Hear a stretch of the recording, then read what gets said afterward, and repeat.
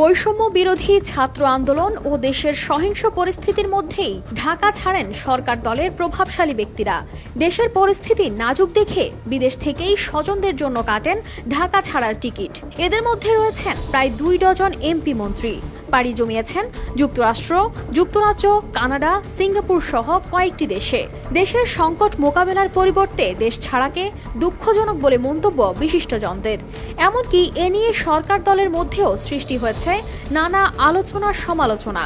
একটি জাতীয় দৈনিকে প্রকাশিত প্রতিবেদনে জানা যায় এমন তথ্য।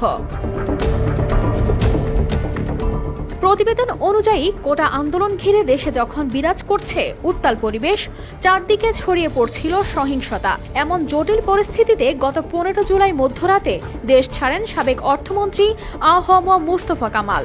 পরিবারের 5 সদস্যকে নিয়ে তিনি রাত 1:40 এমিরেটস এয়ারলাইন্সের একটি ফ্লাইটে লন্ডনের উদ্দেশ্যে ঢাকা ত্যাগ করেন।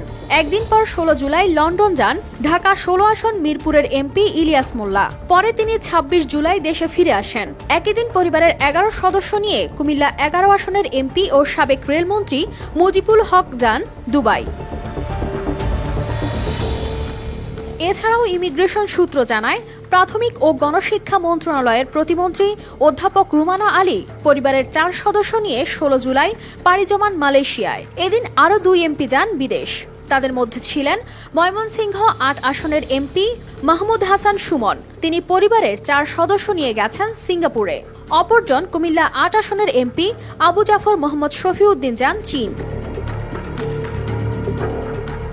আবার বিদেশে অবস্থান করা কেউ কেউ ফিরেও এসেছেন দেশে।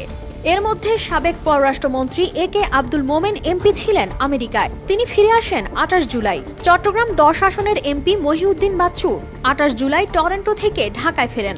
এছাড়া পরিবেশ, বন ও জলবায়ু পরিবর্তন মন্ত্রী সাবির হোসেন চৌধুরী আমেরিকা থেকে সস্ত্রীক ঢাকা ফিরে আসেন 17 জুলাই।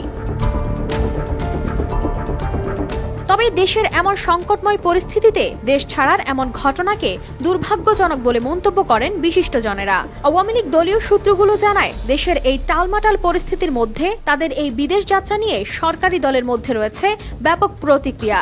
এমনকি আওয়ামী লীগের সভায় এদের নাম নিয়েও হয় তুমুল হইচই। কানিস ফাতেমা শিমু, RTV।